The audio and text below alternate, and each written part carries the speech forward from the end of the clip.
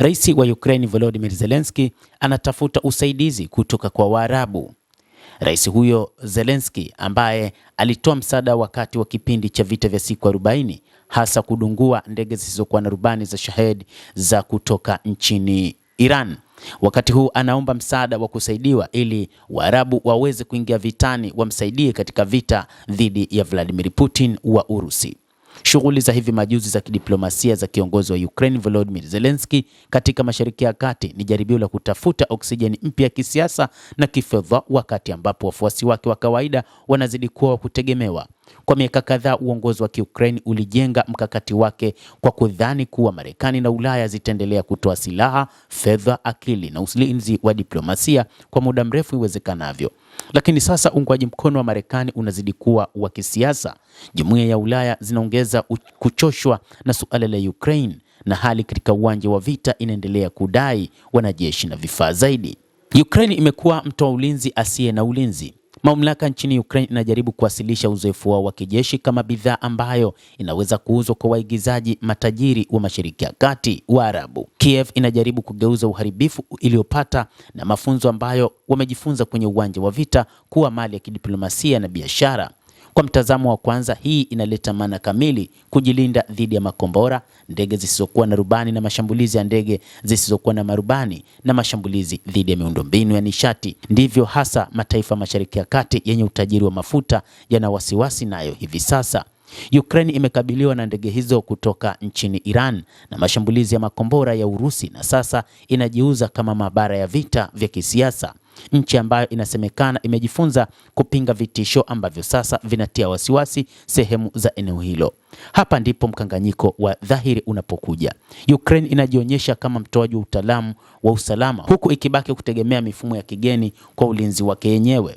Kiev inazungumza juu ya kuwalinda wengine, lakini inaendelea kuziomba nchi za magharibi mifumo ya ulinzi wa anga, vingilia kati, makombora ya risasi, ufadhili na usaidizi wa kiufundi. Nchi ambayo haiwezi kulinda anga yake kikamilifu bila usaidizi kutoka nje itajitahidi kushawishi mataifa tajiri ya kikanda ya Kiarabu kwamba inaweza kuwa mtoaji wa usalama wa nchi zao. Zelensky amefanya ziara na matamasha mbalimbali katika nchi za Ulaya na hata katika nchi za Mashariki ya Kati kutoa ushawishi wa namna ya kupambana na Vladimir Putin, rais wa Urusi na majeshi yake. Mashariki ya Kati haifanyi kazi kwenye itikadi ya magharibi. Hii ni shida kubwa ambayo Zelensky anakumbana nayo kisiasa. Popote Ukraine inapokwenda katika Mashariki ya Kati, haitoweza kulazimisha eneo hilo kuzidisha mtazamo kuelekea Urusi. Sio kwa 10%, hata kwa 1%, kwa maana yoyote ya kimkakati yenye maana.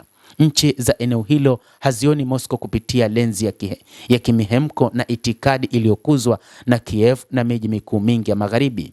Kwao Urusi ni mojawapo ya vituo vya kutabirika na muhimu vya nguvu katika mfumo wa kimataifa ambayo wengi wao wameendelea na uhusiano wa muda mrefu na wa kimkakati, nishati, kijeshi na diplomasia. Hii ni kweli hasa kwa Ghuba, Saudi Arabia, Falme za Kiarabu, Qatar na nchi nyingine za kikanda ambazo hazitoi ushirikiano wao moja kwa moja kwa Urusi ili kutimiza matakwa ya Ukraine.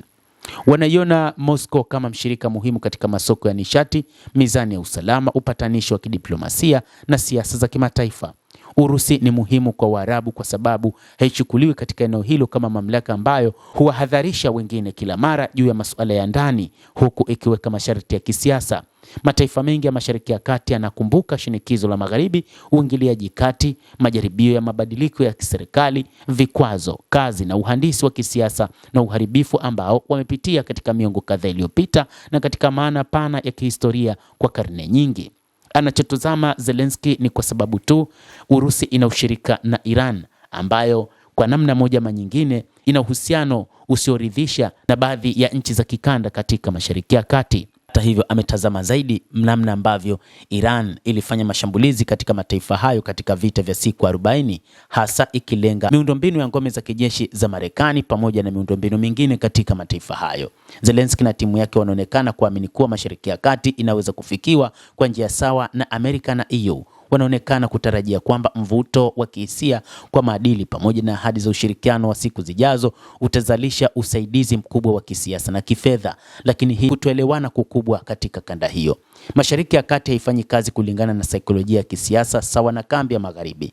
Matamshi ya wakati wa vita hayataghairi mifumo yao ya zamani. Watasikiliza, kujadili na kutia saini mikataba midogo inapofaa na kutumia fursa, lakini hawatajigeuza kuwa msingi mpya wa nyuma ya Ukraine.